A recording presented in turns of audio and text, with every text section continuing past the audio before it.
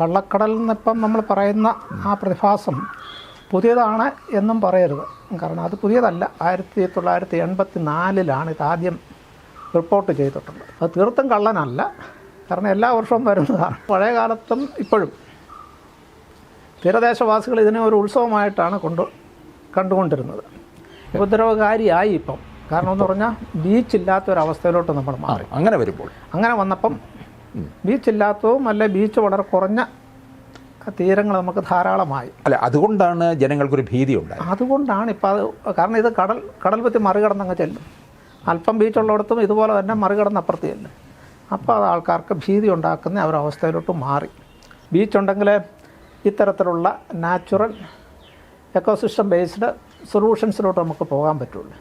ബീച്ചില്ലാത്തടത്ത് നമുക്ക് ecosystem based സൊല്യൂഷൻസിനെ കുറിച്ച് പറയാൻ പറ്റില്ല. എന്താണ് ഈ കള്ളക്കടൽ എന്ന് പറയുന്ന സംഭവം? കാരണം ഇതൊരു പുതിയ പ്രതിഭാസമാണ്, നമുക്കൊരു പുതിയ അറിവുമാണല്ലോ. ഒന്നാമത് നമുക്ക് ഈ സമയത്ത് ഈ കാലാവസ്ഥാ വ്യതിയാനം, നമ്മൾ ഇത്രയും കാലം അനുഭവിക്കാത്ത തരത്തിലുള്ള ഈ ചൂടുമൊക്കെ അനുഭവിച്ചുകൊണ്ടിരിക്കുക.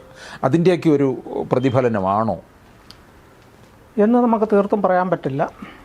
കള്ളക്കടൽ നിന്നിപ്പം നമ്മൾ പറയുന്ന ആ പ്രതിഭാസം പുതിയതാണ് എന്നും പറയരുത്. കാരണം അത് പുതിയതല്ല. ഒരു പക്ഷേ മിക്കവാറും എല്ലാ വർഷങ്ങളിലും ഉണ്ടായിക്കൊണ്ടിരിക്കുന്ന ഒരു പ്രതിഭാസമാണ്. അത് കേരളത്തിലെ ഈ ഒരു പ്രതിഭാസത്തെ ആദ്യമായിട്ട് റെക്കോർഡ് ചെയ്തിട്ടുള്ള 1984 ഏപ്രിൽ 7, 8, 9 തീയതികളിൽ കേരളത്തിൻ്റെ തെക്ക് വടക്ക് ഇത് അനുഭവപ്പെട്ട ഒരു പ്രതിഭാസവും അന്നത് റെക്കോർഡ് ചെയ്യുകയും അത് സംബന്ധമായിട്ടുള്ളൊരു കള്ളക്കടൽ എന്നുള്ളൊരു പേര് അതിന് കൊടുത്തിരുന്നില്ല എന്നേ ഉള്ളൂ. അപ്പോൾ ആ പ്രതിഭാസം മിക്കവാറും എല്ലാ വർഷങ്ങളിലും കേരള തീരത്ത് ഒരു മാർച്ച്, ഏപ്രിൽ, മെയ് മാസങ്ങളിൽ ഉണ്ടാകാറുള്ളൊരു പ്രതിഭാസമാണ്. അത് തീരദേശവാസികൾക്ക് അത് അറിയുകയും ചെയ്യാം. അതുകൊണ്ടതൊരു പുതിയ പ്രതിഭാസമാണെന്ന് പറയണ്ട. പക്ഷേ കള്ളക്കടൽ എന്നതിന് പേര് വന്നത് 2009 സമയത്താണ്. അത് ഒരു പക്ഷേ സുനാമിയെക്കുറിച്ച് പഠിക്കാനായിട്ട് ഭൗമശാസ്ത്ര പഠന കേന്ദ്രം, national centre for earth science studies, അതുമായിട്ട് ചേർന്ന 2004 സുനാമിയെക്കുറിച്ച് പഠിക്കാനായിട്ട് ടാഡ് മൂർത്തി എന്ന കനേഡിയൻ സയൻറ്റിസ്റ്റ്, ഇന്ത്യൻ ഒറിജിനാണ്, ഇവിടെ വരികയും അദ്ദേഹം 3-4 വർഷങ്ങളോളം നിരന്തരമായിട്ട് സസ്യല ശാസ്ത്രജ്ഞരുമായിട്ട് ഇടപെട്ടുകൊണ്ട് പ്രവർത്തിക്കുകയും ചെയ്തു. ആ സമയത്ത് അദ്ദേഹം ഇവിടെ ഉണ്ടായിരുന്ന സമയത്ത് 2005 ഇത് ഏതാണ്ട് ഇതുപോലെ കേരളത്തിൻ്റെ തെക്കേയറ്റം തൊട്ട് വടക്കേയറ്റം വരെയും തമിഴ്നാട്, തെക്കൻ തമിഴ്നാട് തീരത്തും ഈ ഒരു പ്രതിഭാസം ഉണ്ടായി. അപ്പോൾ അതെന്താണ്, അതിനെക്കുറിച്ച് ഒരു പഠനം നടത്തുകയും ഇതേ രീതിയിലുള്ള പ്രതിഭാസങ്ങൾ, ഇതേ രീതിയിലെന്ന് പറയാൻ പറ്റില്ല, സമാന രീതിയിലുള്ള പ്രതിഭാസങ്ങൾ നമുക്ക് വേണേൽ പറയാം. റിസാഗ എന്ന് പറയുന്ന മെഡിറ്ററേനിയനിലും സ്പെയിനിലും കോസ്റ്റൽ ഫ്ലഡിംഗ് ആണ് ഇതുണ്ടാക്കുന്നത്. അതുകൊണ്ടാണിത് നമ്മൾ ശ്രദ്ധിക്കുന്നത്. അതുകൊണ്ടാണ് തീരദേശത്ത് വെള്ളക്കയറ്റം, കടലാക്രമണം അല്ല, തീരശോഷണമല്ല, വെള്ളക്കയറ്റം ഉണ്ടാക്കുന്നൊരു പ്രതിഭാസമാണ്. അപ്പോൾ അത് ഈ സ്പെയിനിൽ ഉണ്ടാകാറുള്ള റിസാഗ അല്ലെ അതുപോലെ ഉണ്ടാകുന്ന freak waves, rogue waves, Jayan waves എന്നൊക്കെ പറയുന്ന പ്രതിഭാസങ്ങൾ ഒരു പക്ഷേ സ്പെയിനിലുണ്ടാകുന്ന ഇതിന് സമാനമായിട്ടുള്ള, കാരണം എല്ലാ വർഷവും അവിടെ ഉണ്ടാകാറുണ്ടെന്നാണ് പറയുന്നത്. അപ്പം അതിനെക്കുറിച്ച് ഇദ്ദേഹത്തിന് അറിയാമായിരുന്നു. അങ്ങനെയാണ് ഇതിനെക്കുറിച്ച് കൂടുതലൊന്ന് പഠിക്കാമെന്നും ആ പഠനത്തിൻ്റെ ഒരു ഫലമായിട്ട് ഇതിനൊരു പേര് കൊടുക്കാമെന്ന് തീരുമാനിക്കുകയും അങ്ങനെ കൊടുത്ത പേരാണ് കള്ളക്കടൽ. അതുകൊണ്ട് ഇതൊരു പുതിയ കാര്യമല്ല. 2009 ഈ പേര് കൊടുത്തുകൊണ്ടൊരു പേപ്പർ വരികയും, ഒരു റിസർച്ച് പേപ്പർ വരികയും അത് യുനെസ്കോ അത് പിന്നെ അംഗീകരിക്കുകയൊക്കെ ചെയ്തു. അതിപ്പം നമ്മൾ ഉപയോഗിച്ചുകൊണ്ടിരിക്കുന്നു. പക്ഷേ ആ പേരിനകത്തൊരു കൗതുകം ഉണ്ടല്ലോ. കൗതുകം സത്യത്തിൽ ആ കൗതുകം എന്ന് പറയുന്നത് നമ്മളറിയാതെ കള്ളനെപ്പോലെ വരുന്ന ഒരു കടൽ എന്ന് പറയുന്നത് തീരദേശവാസികൾ തിരക്കാണ് കടൽ എന്ന് പറയുന്നത്. തെക്കൻ തിര എന്നാണ് അവർ സാധാരണ ഉപയോഗിക്കുന്നത്. കാരണം തെക്കേ ഇന്ത്യൻ മഹാസമുദ്രത്തിൽ ഉണ്ടായി വരുന്ന തിരകളാണിത്. അവർ തെക്കൻ കടലിൽ നിന്ന് വിളിച്ചുകൊണ്ടിരുന്നതിനെ നമ്മളതിനെ കള്ളക്കടൽ എന്നുള്ളൊരു പേരിലോട്ട് അത് അവരുമൊക്കെ ആയിട്ട് ഡിസ്കസ് ചെയ്തിട്ടെടുത്തൊരു തീരുമാനമായിരുന്നു. അങ്ങനെ ആ ഒരു പേര് കൊടുക്കാമെന്നുള്ള അങ്ങനെ എടുത്തൊരു തീരുമാനം. അത് തീർത്തും കള്ളനല്ല, കാരണം എല്ലാ വർഷവും വരുന്നതാണ്. എല്ലാ വർഷവും വരുന്നതായതുകൊണ്ട് ഒരു തീർത്തും കള്ളനല്ല. പക്ഷേ പൊതുവെ ശാന്തമായ കടലുള്ള സമയത്താണ്, അതായത് മാർച്ച് ഏപ്രിൽ എന്നൊക്കെ പറയുന്നത് നമുക്ക് ശാന്തമായ കടലുള്ള സമയമാണ്. ആ സമയത്ത് ഇത് വരുന്നത് കൊണ്ട് ഇതിനൊരു മുന്നോടിയായിട്ട് അല്ലെങ്കിൽ നമുക്കൊന്നും കാണാൻ പറ്റില്ല. പക്ഷേ തീരദേശവാസികളെ ശ്രദ്ധിക്കുന്നവർക്കല്ല, പരിചയമുള്ളവർക്കറിയാം അതിനു മുമ്പ് ഇത് പെട്ടെന്ന് ഓടി വരുന്നതല്ല, ഒരു 1-2 ദിവസം കൊണ്ട് ഡെവലപ്പ് ചെയ്ത് അടുത്ത 2 ദിവസം കൊണ്ട് ഇല്ലാതാകുന്നതാണ്. അപ്പോൾ ആ ഡെവലപ്മെൻറ്റ് സ്റ്റേജ് അവർക്ക് ചിലർക്കൊക്കെ മനസ്സിലാകാറുണ്ട്. പക്ഷേ അത് പൊതുവേ ഈ ശാന്തമായ കടലുള്ള സമയത്ത് ഇത് വരുന്നതുകൊണ്ടാണ്. അതും നമുക്ക് മറ്റ് പ്രതിഭാസങ്ങളെപ്പോലെ ഇതിനൊരു കൃത്യമായ മുന്നടയാളങ്ങൾ നമുക്ക് പെട്ടെന്ന് മനസ്സിലാകില്ല, നമ്മളെപ്പോൾ ഉള്ളവർക്ക് മനസ്സിലാകില്ല. അതുകൊണ്ട് അതിനെ അറിയാതെ വരുന്നു, കള്ളനെപ്പോലെ വരുന്നു എന്നുള്ള ഒരു രീതിയിൽ കൊടുത്താണ്. കള്ളൻ എന്നുള്ള പ്രയോഗം തന്നെ അതിനകത്ത് ഒരു പക്ഷേ ശരിയല്ല. കാരണം എന്ന് പറയുന്നത് പഴയ കാലത്തും ഇപ്പോഴും തീരദേശവാസികൾ ഇതിനെ ഒരു ഉത്സവമായിട്ടാണ് കണ്ടുകൊണ്ടിരുന്നത്. വലിയ ബീച്ചുള്ള, നമ്മുടെ തീരം എന്ന് പറയുന്നത് ലക്ഷൂറിയസ് ബീച്ചുള്ള തീരങ്ങളായിരുന്നു. ഇപ്പം നമുക്കറിയാം വലിയ ശംഖുമുഖത്തൊക്കെ പോയി ഏതാണ്ട് 80 തൊട്ട് 100 മീറ്റർ വരെ വീതിയുള്ള ബീച്ചായിരുന്നു. അത് ഈ കാലത്തിൻ്റെ, അതായത് ഈ ഡിസംബർ ജനുവരി തൊട്ട് ആ ബീച്ച് ഡെവലപ്പ് ചെയ്യുന്നതാണ് ഈ വലിയ ബീച്ച് കാണുന്നത്. അവിടെ ഈ വെള്ളം കയറുമ്പം ബീച്ചിൻ്റെ ഒരു പ്രത്യേകത എന്ന് പറയുന്നത് അത് തീരത്തോട് ചേർന്ന് അല്പം ഉയർന്നിട്ട് പിന്നെ കരയിലോട്ടാണ് അതിൻ്റെ സ്ലോപ്പ് പോകുന്നത്, ചെരുവ് പോകുന്നത്. അതുകൊണ്ട് അവിടെ ഒരു ചെറിയൊരു താഴ്ചയുണ്ട്. ഈ കയറുന്ന വെള്ളം അവിടെ കെട്ടിക്കിടക്കുകയും ഒരു കുളം പോലെ കടപ്പുറത്തെ കുട്ടികൾ തുള്ളിച്ചാടി നടക്കുന്നതും നീന്തുന്നതും ചെറിയ തടിക്കഷ്ണം ഇട്ടിട്ട് അവർ തുഴഞ്ഞു നടക്കുന്നതൊക്കെ ആയിട്ടുള്ളൊരു ഇതാണ്. അവരതിനെ മൊട്ടക്കുളം എന്നാണ് വിളിക്കുന്നത്. അതുകൊണ്ട് അതിനെ തീർത്തും കള്ളൻ എന്ന് പറയല്ല, പക്ഷേ നമ്മുടെ ഒരു സൗകര്യത്തിന് വേണ്ടി നമ്മളത് ആ ഒരു അറിയാതെ വരുന്നു, അല്ല നമുക്കതിൻ്റെ മുൻ ലക്ഷണങ്ങളില്ലാതെ നമുക്ക് വരുന്നു എന്നുള്ളൊരു ഇതിലാണ് അതിനെ ആ പേര് കൊടുത്തത്. പക്ഷേ ഇപ്പം അത് ഒരു ആശങ്ക ഉണ്ടാക്കുന്ന രീതിയിൽ വന്നതിൻ്റെ ഒരു കാരണമെന്ന് പറയുന്നത് വലിയ ബീച്ചുകളുണ്ടായിരുന്നപ്പോൾ ആ ബീച്ചുകൾ ഇതിൻ്റെ ശക്തിയെ ആഗിരണം ചെയ്യുമായിരുന്നു. കരയിലോട്ടത് വരില്ല, ബീച്ചിൽ തന്നെ അത് അവസാനിക്കുമായിരുന്നു. പക്ഷേ ഇപ്പം നമുക്ക് പല സ്ഥലങ്ങളിലും ബീച്ചില്ല. ഞാൻ പറഞ്ഞല്ലോ 1984 ഇതാദ്യം റിപ്പോർട്ട് ചെയ്തിട്ടുള്ളത്. ഒരു ഇൻ്റർനാഷണൽ ജേർണലിലാണ് ആ പഠനം വന്നത്. അതും സെസിൻ്റെ ഒരു പഠനമാണത്. അന്ന് നമുക്ക് തീരം മുഴുവൻ വലിയ ബീച്ചുകളായിരുന്നു. ആ ബീച്ചുകൾ നമുക്കൊരു വലിയ, അതുകൊണ്ട് തന്നെ നമുക്കിതൊരു വലിയ പ്രശ്നമായിട്ട് വരില്ലായിരുന്നു. ഇപ്പോഴും നമ്മുടെ അടിമലത്തുറയൊക്കെ ഇതൊരു വലിയ ബീച്ചുള്ളടത്ത് ഇതിപ്പോഴും ഈ മൊട്ടക്കുളം പോലെ ഉണ്ടാകാറുണ്ട്. ബീച്ചില്ലാതെ വന്നപ്പം കടൽഭിത്തിയോട് ചേർന്ന് വലിയ തിരകൾ, ഇത് ശകലം അല്പം ഉയരം കൂടിയ ഒരു 2 മീറ്റർ ചിലപ്പോൾ 2.5 മീറ്റർ വരെ ഉയരം പോകുന്നതാണ്. ഈ കടൽഭിത്തിയോട് ചേർന്ന് ഇത് അടിക്കാൻ തുടങ്ങി. അല്ലെ ബീച്ച് കുറവുള്ള സ്ഥലങ്ങളിൽ, വീതി കുറവുള്ള സ്ഥലങ്ങളിൽ ഇത് അടിക്കാൻ തുടങ്ങി. അങ്ങനെ വരുമ്പോഴാണ് ഇത് അപകടകരമാകുന്നത്. അങ്ങനത്തെ സ്ഥലങ്ങൾ ഇപ്പം നമുക്ക് ധാരാളമുണ്ട്. അതുകൊണ്ടാണ് നമ്മളിതിനെ അപകടകരം എന്ന് പറയുന്നത്. പിന്നെ ബീച്ചുള്ളിടത്ത് വള്ളങ്ങളുമൊക്കെ കയറ്റി വെച്ചിരിക്കുന്നതിന് ഈ വെള്ളം കയറി അടിക്കുമ്പോൾ ഇത് അങ്ങോട്ടും ഇങ്ങോട്ടൊക്കെ വള്ളങ്ങൾ കൂട്ടിമുട്ടുകയും വലിയ രീതിയിലുള്ളതാണെന്നുണ്ടെങ്കിൽ എല്ലാ വർഷവും ഒരേ രീതിയിലല്ല വരുന്നത്. ചില സമയം വളരെ അപൂർവമായിട്ടുള്ള വർഷങ്ങളിലാണ് ഇത് ശക്തി കൂടി വരുന്നത്, ഉയരം കൂടി വരുന്നത്. ആ സമയത്ത് ഈ വള്ളങ്ങൾ അങ്ങോട്ടും ഇങ്ങോട്ടും മുട്ടുകയും കടലിൽ ആങ്കർ ചെയ്തിരിക്കുന്ന വള്ളങ്ങൾ കുറച്ച് അങ്ങോട്ടും ഇങ്ങോട്ടും മാറുകയൊക്കെ ചെയ്യും. അതാണ് ഇതുകൊണ്ടുണ്ടാകുന്ന ഈ അടുത്ത കാലത്തുണ്ടായിട്ടുള്ള ഇതുകൊണ്ട് ഈ ഉണ്ടാകുന്ന ബുദ്ധിമുട്ടുകൾ കൂടാനുള്ള കാരണങ്ങളാണ്. അങ്ങനെയുള്ള ബീച്ചുകൾ ഇപ്പം നമുക്ക് ധാരാളമാണ്. പക്ഷെ ഇപ്പോൾ വലിയ വാർത്താ പ്രാധാന്യം ഇതിന് വന്നല്ലോ. അപ്പോൾ അല്പം ജനങ്ങൾക്കല്പം ഭയം ഉണ്ടായിപ്പോയി. കാരണം സുനാമി മുമ്പിൽ കാണുന്നുണ്ട്. സുനാമി ആയിട്ട് ഇതിന് പുലബന്ധം പോലും ഇല്ല. സുനാമി എന്ന് പറയുന്നത് വേറൊരു വലിയ പ്രതിഭാസമാണ്. ഇത് അത്രയും വലിയ പ്രതിഭാസമൊന്നുമല്ലേ. പിന്നെ ഇതിനകത്തുള്ള മറ്റൊരു പ്രത്യേകത എന്ന് പറയുന്നത് ഇതങ്ങനെ ഉണ്ടാകുന്നു എന്നുള്ളതിനെക്കുറിച്ച് ചോദിച്ചിരുന്നല്ലോ. അത് ഇതിൻ്റെ ഒറിജിൻ എന്ന് പറയുന്നത്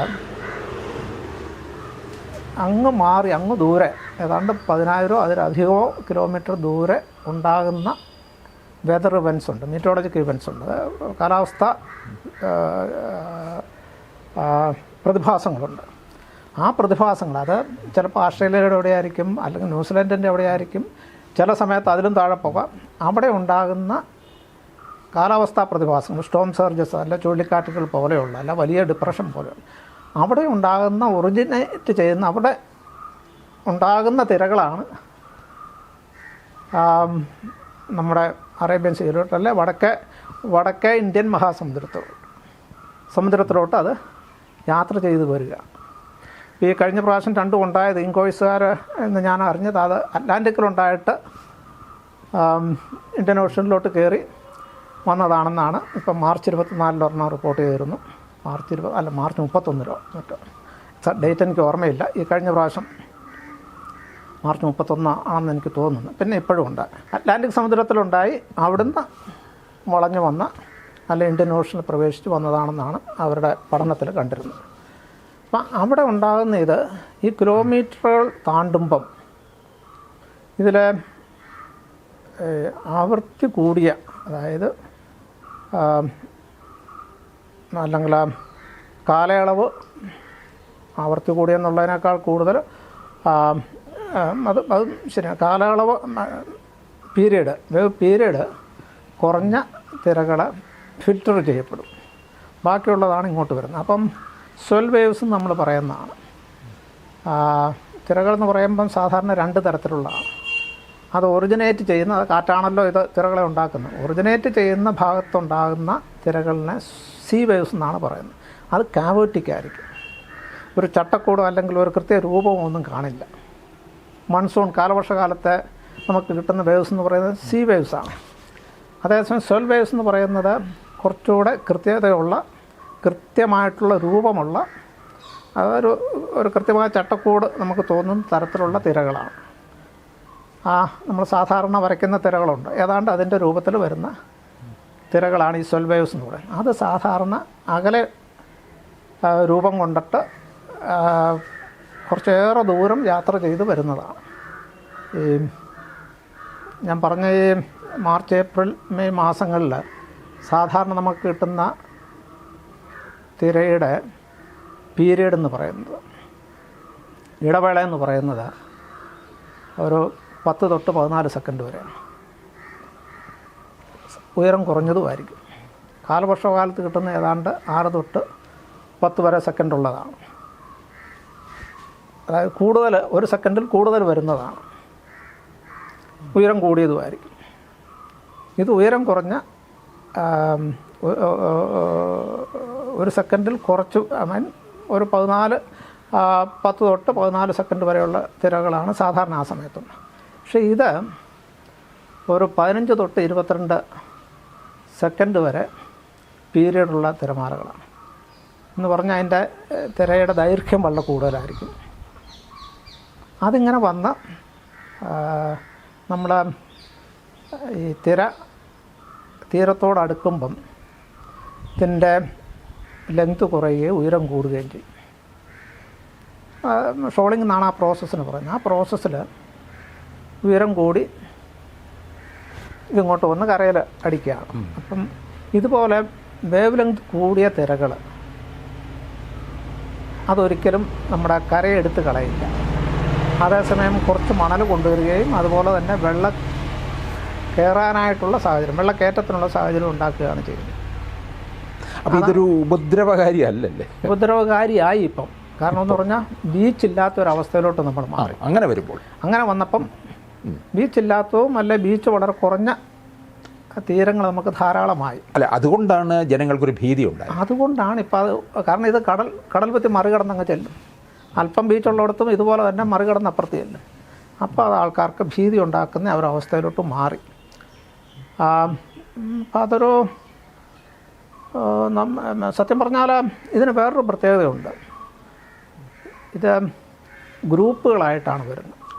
അപ്പം സാധാരണ നമ്മൾ കടലിൽ പോയാൽ തീരത്ത് നിൽക്കുമ്പോൾ നമുക്കറിയാം കുറച്ച് ഉയരം കുറഞ്ഞ തിരകൾ വരും, പിന്നെ കുറച്ച് ഉയരം കൂടിയ തിരകൾ വരും, പിന്നെ ഉയരം കുറഞ്ഞ. അതൊരു ഗ്രൂപ്പിനെസ് എന്നാണ് അതിന് പറയുന്നത്. വേവ്സിൻ്റെ ഒരു പ്രത്യേകതയാണ്.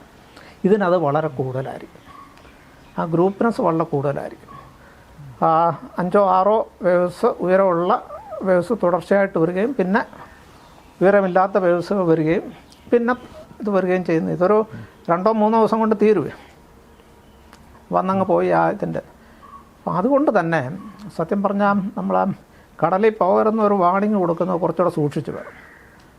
കാരണം ഇടവേള ഒത്തിരി കിട്ടും ഇവർക്ക്.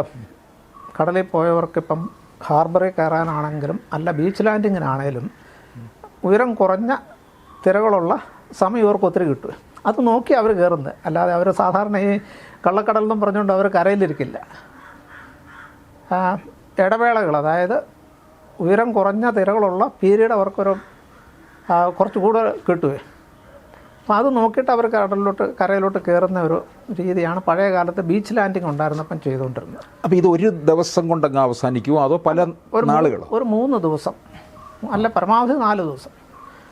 ആദ്യത്തെ ഇത് വന്നു, കുറച്ച് ഉയരം കൂടിയ വേവ്സ് വരുന്നു, പീരീഡ് കൂടിയ വേവ്സ് വരുന്നു. പിന്നെ ആദ്യത്തെ ദിവസം കഴിഞ്ഞ് രണ്ടാമത്തെ ദിവസം കുറച്ചുകൂടെ ഹൈറ്റും കൂടി, ചിലപ്പം 2ലും 3ലും ആയിരിക്കും അതിൻ്റെ ഏറ്റവും ഹൈറ്റ് കൂടുതൽ. പിന്നെ അതങ്ങ് കുറഞ്ഞ് 3 അല്ല 4 ദിവസത്തിൽ കൂടുതൽ ഇതുവരെ അത് കണ്ടിട്ടില്ല. ഈ പിന്നെ ജനത്തിന് ഇപ്പം നമുക്ക് കരയിൽ ചൂട് സഹിക്കാൻ പറ്റുന്നില്ല. അപ്പം ഇതിന് ഒരു പക്ഷേ ഈ കാലാവസ്ഥ വ്യതിയാനം കൊണ്ടുണ്ടായിട്ടുള്ള കടലിൻ്റെ ചൂട് കൂടിയ അവസ്ഥ ഇതുപോലുള്ള പ്രതിഭാസങ്ങൾ കൂടുതലുണ്ടാകാൻ സാധ്യതയുണ്ട്. ഇപ്പം നമ്മൾ പറഞ്ഞ ഡീപ്പ് സൗത്ത് ഇന്ത്യൻ ഓഷ്യൻ, തെക്കേ ഇന്ത്യൻ മഹാസമുദ്രത്തിൽ ഇതുപോലുള്ള പ്രതിഭാസങ്ങൾ കൂടുതലുണ്ടാകാനുള്ള സാധ്യതയുണ്ട്. അതുകൊണ്ട് ഇത് വേണേൽ ചിലപ്പോൾ ഇവിടെ കൂടുതൽ വരാം എന്നുള്ളതല്ലാതെ ഇതിൻ്റെ ശക്തിയെ കൂട്ടാനോ അല്ല അതൊന്നും. പക്ഷേ ഇത് ഉണ്ടാകാനുള്ള സാധ്യത കൂടുതലാകാനുള്ള ഒരു സ്ഥിതിവിശേഷം ഈ കാലാവസ്ഥ സീ സർഫസ് ടെമ്പറേച്ചർ നമ്മുടെ കടലിൻ്റെ ചൂട് കൂടുന്നതുകൊണ്ട് ഉണ്ടാകാവുന്നതാണ്. ഈ കേരള തീരത്ത് ഏത് ഭാഗത്താണ് ഇങ്ങനെ കൂടുതലായിട്ട് വരുന്നത്? അങ്ങനെ ഇത് കൂടുതലും തെക്കൻ ജില്ലകളിലാണ്. തിരുവനന്തപുരം, കൊല്ലം, പരമാവധി ആലപ്പുഴ വരെയുള്ള ഭാഗത്ത് ആണ്. പക്ഷേ ഞാൻ പറഞ്ഞല്ലേ 84ലും 2005ലും ഉണ്ടായത്. കേരളത്തിൽ മൊത്തം 2007ലും ഏതാണ്ട് സമാനമായിട്ടുള്ള ഒരെണ്ണം ഉണ്ടായി. കേരളത്തിൻ്റെ തെക്ക് തൊട്ട് വടക്ക് വരെ ഇതുണ്ടായി.